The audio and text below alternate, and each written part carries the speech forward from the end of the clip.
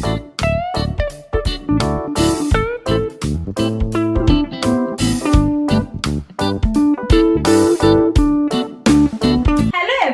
Pallavi cook channel में आप सभी का तहे दिल से स्वागत है। तो आज हम व्हाइट सॉस पास्ता बनाएंगे जो बच्चे और बड़ों को बहुत ही पसंद आता है। तो सबसे पहले हमने यहाँ पर एक गैस के ऊपर बर्तन रख दिया है और इसके अंदर हमें पानी डाल देना है और इस पानी को हमें अच्छे से उबाल लेना है। और इस पानी के अंदर हम थोड़ा सा 1 चम्मच तेल डाल देंगे और 1 छोटा चम्मच भर के हमें इसमें नमक डाल देना है और गैस की आंच को हमें तेज रखना है और इस पानी में बॉईल लाना है। तो यहाँ पर तेल और नमक के पानी में अब अच्छे से उबाल आ चुका है और इसके बाद हमें इसमें पास्ता डाल देना है। ये मैक्रोनी एल्बो शेप पास्ता है। तो पास्ता आप किसी भी शेप का इस्तेमाल कर सकते हैं। तो यहाँ पे हमें ये पास्ता डाल देना है। तो यहाँ पर हम 3 कप पास्ता इसमें डाल देंगे। तो 3 कप पास्ता हमने इसमें डाल दिया है और अब हमें इसे अच्छे से पका लेना है।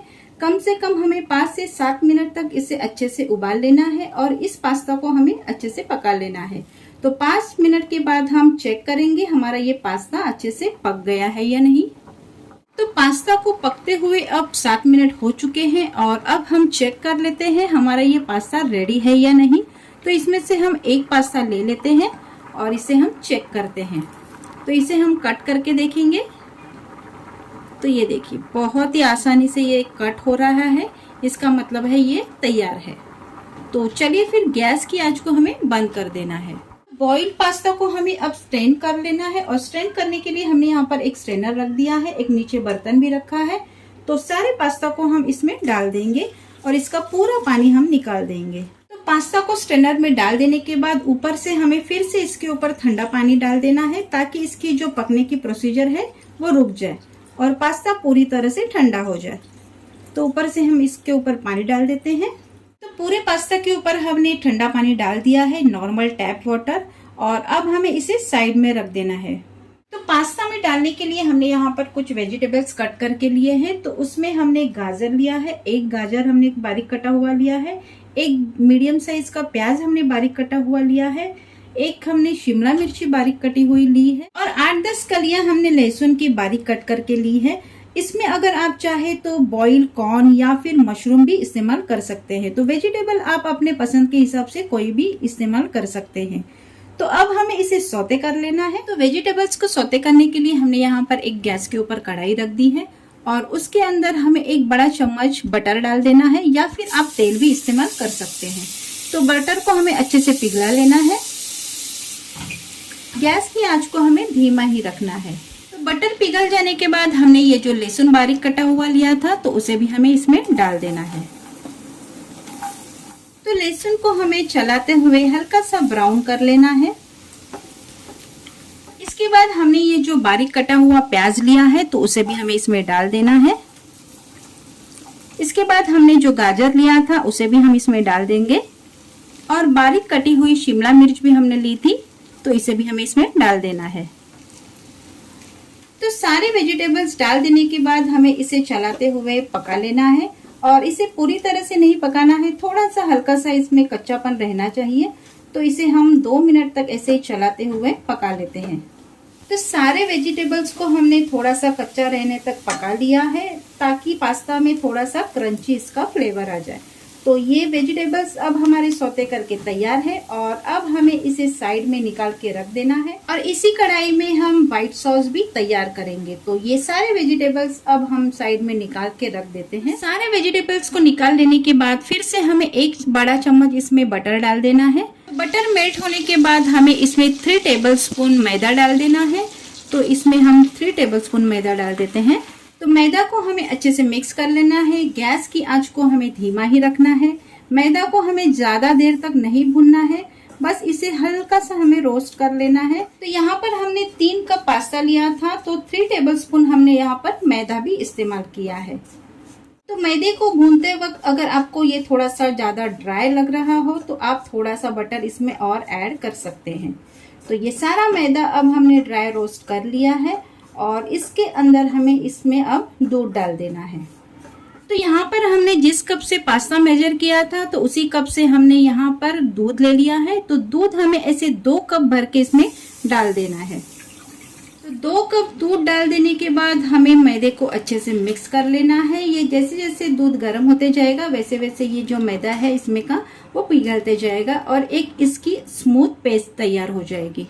तो जैसे जैसे ये दूध उबलते जाएगा हमारे ये व्हाइट सॉस बहुत ही अच्छे से गाढ़ा होता जाएगा और इसमें अब हमें एक उबाल लाना है और उसके बाद हम चेक करेंगे हमारा ये व्हाइट सॉस तैयार है या नहीं।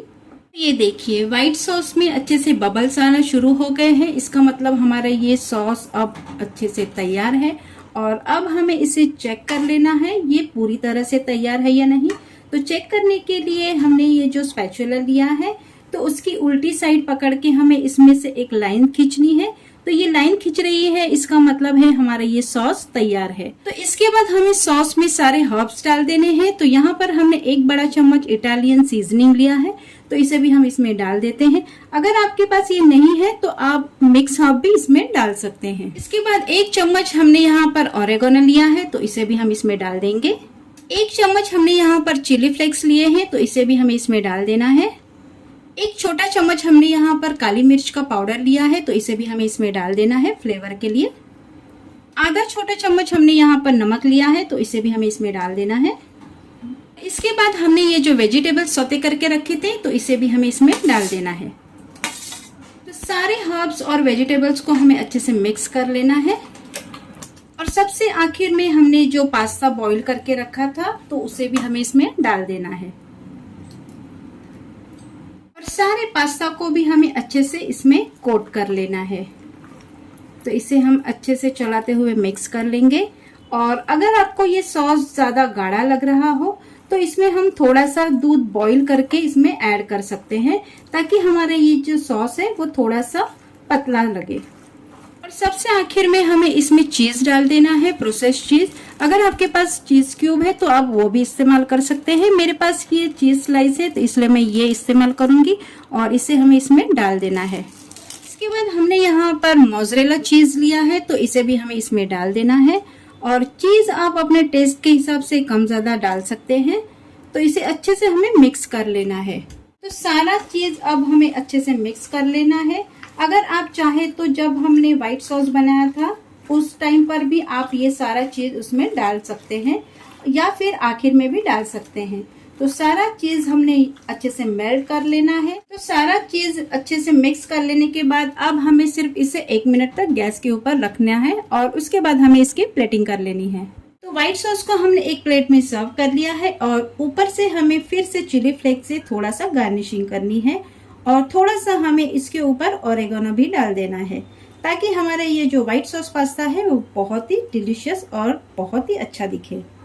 तो ये हमने थोड़ा सा ऑरेगोनो ले लिया है 1 चम्मच, तो इसे भी हमें ऊपर से इसके ऊपर डाल देना है। तो तैयार है हमारा ये बहुत ही डिलीशियस और टेस्टी ऐसा व्हाइट सॉस पास्ता जो झट से बन जाता है और बच्चों को और बड़ों को बहुत ही पसंद आता है। तो आप भी ये रेसिपी जरूर ट्राई करें और मुझे कमेंट में बताएं आपकी ये रेसिपी कैसी बनी।